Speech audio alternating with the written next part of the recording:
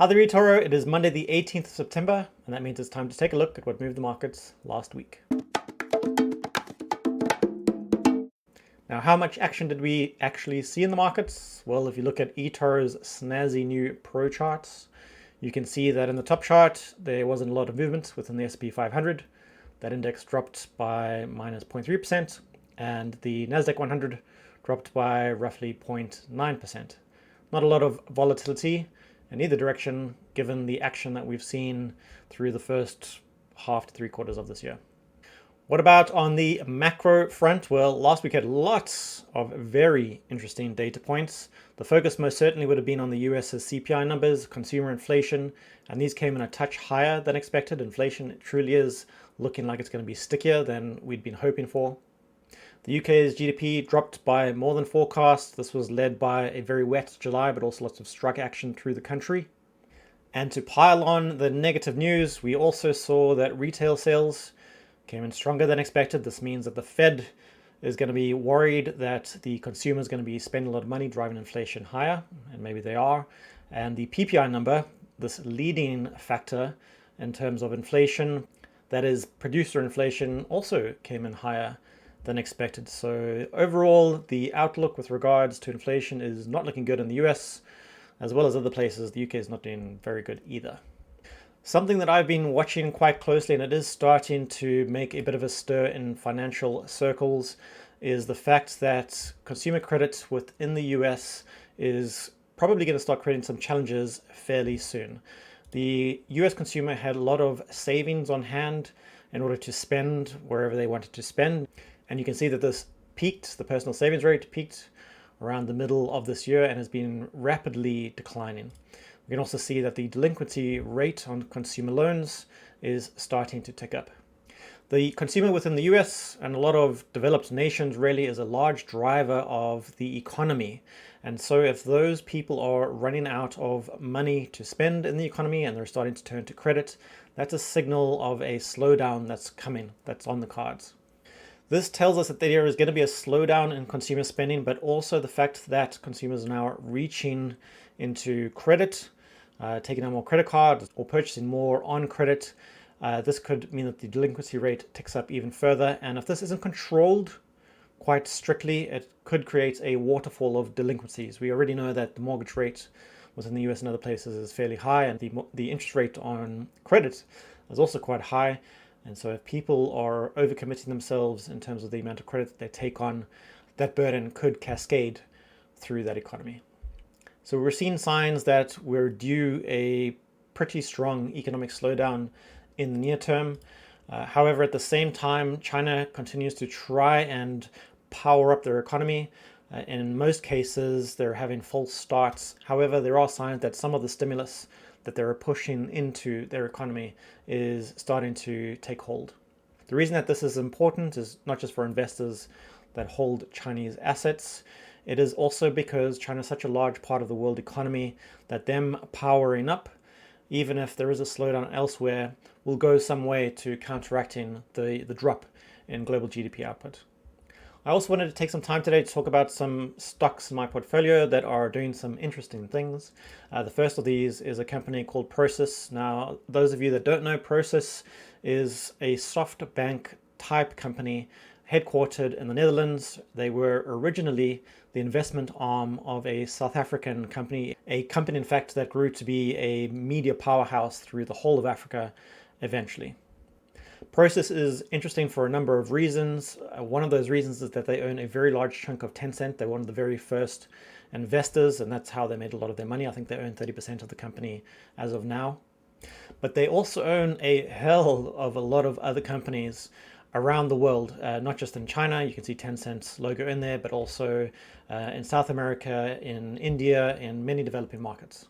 The reason that the company is quite interesting is that the company that they were born out of, a company called Naspers, owns a fairly large chunk of Prosus, and Prosus also owns a fairly large chunk of Naspers. The corporate structure when it comes to Prosus has always been quite complicated. Now, this isn't because they're doing anything dodgy, it's just because some weird decisions were made early on and the structure has grown organically from there. A challenge that Prosus has always had is that the portfolio of companies that they own each has a value, whether it's a public publicly known value or a privately known value, but they all have a value nonetheless. And if you were to create a conservative estimate of the total value of their shareholdings in all of these companies, that value comes out to a lot more than the total market cap of the company. So the share price is significantly undervalued compared to the net asset value, the things that this company owns.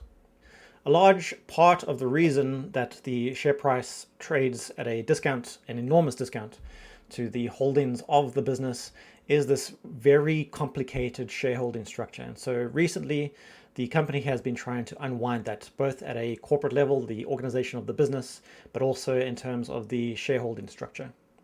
They are now in the process of simplifying the business in totality, and as part of that, they issued shares last week, and it looks as though the share price, if you look at this chart, dropped 55-ish%. But actually, what happened was something very much like a stock split within the business. They issued all shareholders with a little bit more than double their shareholding in terms of the number of shares. However, the value of the shares that you still own remains the same. Long story short, you now own more shares of Prosus at a lower value, but the total value of your holding hasn't changed. Quite interestingly, we also heard this morning that the CEO of Prosus stepped down and has been replaced by, I think, the Chief Innovation Officer. I need to dig a little bit more into this. It seems to be quite an abrupt thing that's happened, but he's been with the company for a long time. Maybe he just wanted a change. The person that has taken over from the CEO is also someone that's been with the business for a long time, so I've got no doubt that they'll be able to run the company efficiently.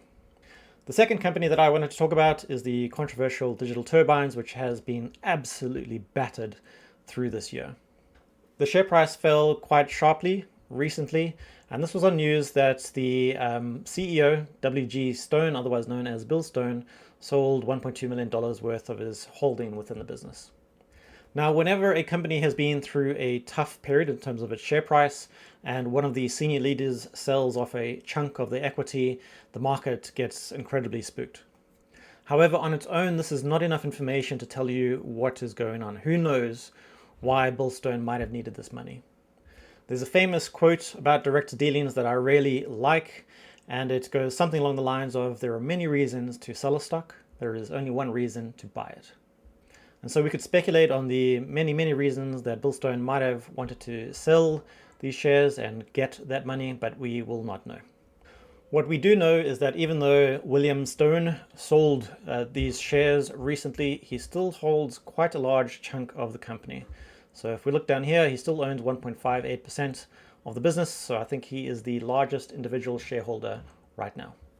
In addition to this, even though the company has had a fall in revenue, the company's fortunes are strongly tied to the economic cycle. They completely rely on the number of phones being bought by individuals. They're in a very similar position to automakers. People don't buy many cars or houses when the economic cycle is falling. However, when that cycle turns, their fortunes change too. And Digital Turbine is still the only company that has the breadth of product offerings that they do for mobile advertising. There's no one else out there that can do what they do, not even the likes of Google.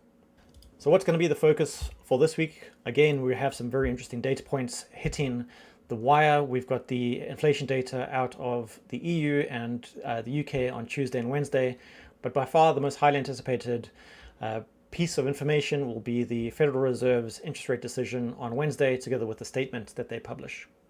Personally, like many other residents in the UK, I will also be looking forward to the Bank of England's interest rate decision to see how much they hike by. I think that they are going to hike because inflation in the UK is awfully high. Things are incredibly expensive. All right, that's it for this week. I hope you have a good one. I'll speak to you soon. Goodbye.